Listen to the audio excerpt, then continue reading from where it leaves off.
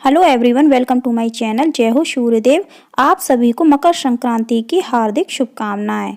Friends, आज मैं आपके साथ मकर संक्रांति की पूजा विधि शेयर कर रही हूं। उम्मीद करती हूं आपको हमारी ये वीडियो पसंद आएगी।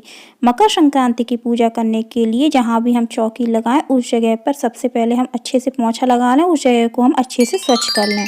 उसके बाद हम उस जगह पर एक रंगोली बना लें। आप चाहें तो इस तरह से लाल चंदन से या फिर कुमकुम से स्वास्तिक भी बना सकते हैं। यदि आपको रंगोली बनाना नहीं आता है तो स्वास्तिक के ऊपर हम थोड़ा सा अनाज रख देंगे। आप चाहें तो अनाज के रूप में जौ भी रख सकते हैं या फिर चावल भी रख सकते हैं, लेकिन सूर्य भगवान की पूजा में गेहूं का ज़्यादा से ज़्यादा प्रयोग किया जाता है, इसलिए हमने यहाँ पर गेहूं रखे हुए हैं। उसके ऊपर हमने चौकी लगा ली है और चौकी पर हमने लाल कपड़ा भी बिछा लिया है।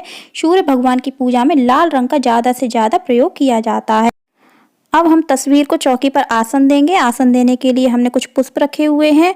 आप चाहें तो गेहूं का भी आसन दे सकते हैं। इसके बाद हमने भगवान सूर्य की तस्वीर को चौकी पर विराजित कर दिया है। यदि आपके पास तांबे के सूर्य भगवान हैं तो आप उनकी भी पूजा कर सकते हैं, या फिर आप गेहूं के सूर्य भगवान बनाकर भी मकर संक्रांति के दिन पूजा कर सकते हैं। इसके बाद हमने भगवान गणेश को भी चौकी पर विराजित कर दिया है। अब हम कलश की स्थापना करेंगे। कलश की स्थापना करने के लिए हमने एक कलश ले लिया है और हम उसके मुख पर कलावा बांध लेंगे। फ्रेंड्स, मैंने अपने चैनल पर मकर संक्रांति की पूजा से जुड़ी हुई पूरी सामग्री का वीडियो अपने चैनल पर पहले ही अपलोड किया हुआ है। वीडियो का लिंक आपको डिस्क्रिप्शन बॉक्स में मिल जाएगा, आप लोग चेक कर सकते हैं। मकर संक्रांति की पूजा में हम दीप कलश की स्थापना करेंगे। तो दीप कलश की स्थापना करने के लिए सबसे पहले हमने कलश में शुद्ध जल भरा है, उसमें हमने थोड़ा सा गंगा जल भी मिलाया हुआ है। हमने हल्दी की गांठ डाली है, सुपारी डाली है, एक सिक्का डाला है, दूब घास डाली है, रोली डालेंगे, अक्षत डालेंगे और थोड़ा सा हम पीला चंदन भी डालेंगे। आप पीले चंदन की जगह आप हल्दी का भी प्रयोग कर सकते हैं और रोली की जगह आप कुमकुम या फिर लाल चंदन का भी प्रयोग कर सकते हैं।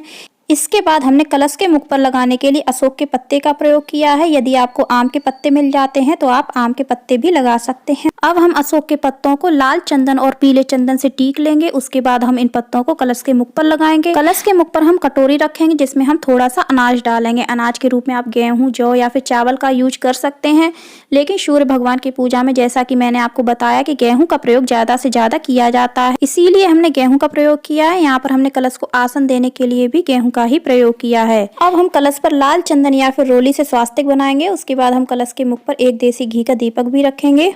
इसके बाद हमने यहाँ पर दूसरा कलश लिया है जो कि तांबे का है। तांबे के कलश पर हमने सबसे पहले कलावा भी बांधा हुआ है। अब इस कलश में हम भगवान सूर्य को चढ़ाने के लिए जल तैयार करेंगे। सबसे पहले हम इसमें शुद्ध जल डालेंगे। ऐसा माना जाता है कि भगवान सूर्य को प्रतिदिन तांबे के लोटे से ही जल चढ़ाना चाहिए। यदि आपके पास नहीं है तो आप पीतल के लोटे से या फिर स्टील के लोटे से भी जल चढ़ा सकते हैं। इसके बाद हमने जल में थोड़ा सा मीठा करने के लिए बतासा और गुड़ डाला हुआ है। रोली, अक्षत, पीला चंदन और पुष्प डाल देंगे। आप चाहें तो रोली की जगह पर लाल चंदन भी डाल सकते हैं। अब हम कलश के मुख को लाल चंदन से टीक लेंगे। कलश पर हम एक लाल चंदन से स्वास्तिक भी बना लेंगे। कलश के मुख को हम पीले चंदन से भी टीक लेंगे। इस प्रकार से भगवान सूर्य को जल अर्पित करने के लिए जल का कलश तैयार हो जाएगा। अब हम पूजा प्रारंभ करेंगे। पूजा प्रारंभ करने के लिए सबसे पहले दीपक प्रज्वलित करेंगे। दीपक को हम गेहूं और पुष्प का आसन देंगे। दीपक प्रज्वलित कर लेंगे। दीपक प्रज्वलित करने के बाद हम कलश का भी दीपक प्रज्वलित कर लेंगे। अब हम सबसे पहले गणेश जी की पूजा करेंगे। गणेश जी की पूजा हम लाल चंदन और पीले चंदन से करेंगे। अक्षत अर्पित करेंगे, वस्त्र के रूप में कलावा अर्पित करेंगे, पुष्प अर्पित करेंगे, लाल पुष्प अर्पित करेंगे, हल्दी की गांठ अर्पित करेंगे, सुपारी अर्पित करेंगे, जनेऊ अर्पित करेंगे, थोड़ी सी दूब घास भी हम गणेश जी को अर्पित करेंगे। भगवान गणेश की पूजा करने के बाद हम भगवान सूर्य की पूजा करेंगे। भगवान सूर्य की पूजा हम लाल चंदन और पीले चंदन से करेंगे। भगवान सूर्य की तस्वीर में जितने लोग हैं उन सभी की हम लाल चंदन और पीले चंदन से पूजा करेंगे। अक्षत अर्पित करेंगे, वस्त्र के रूप में हम उनको कलावा अर्पित करेंगे, लाल पुष्प हम भगवान सूर्य को अर्पित करेंगे। हो सके तो आप गुलहड़ का पुष्प भगवान सूर्य को जरूर अर्पित करेंगे। इसके बाद हम उनको पीला पुष्प भी अर्पित करेंगे। भगवान सूर्य की पूजा करने के बाद अब हम कलश की पूजा करेंगे। कलश को भी हम लाल चंदन, पीला चंदन और अक्षत अर्पित करेंगे, पीला पुष्प अर्पित करेंगे, वस्त्र के रूप में हम कलावा अर्पित करेंगे। इसके बाद हम कलश पर रखे हुए दीपक का भी लाल चंदन और अक्षत से पूजन करेंगे और पुष्प अर्पित कर देंगे। अब हमने जो पूजा के लिए दीपक प्रज्वलित किया है उसकी भी हम लाल चंदन और अक्षत से पूजा कर देंगे, पुष्प अर्पित कर देंगे।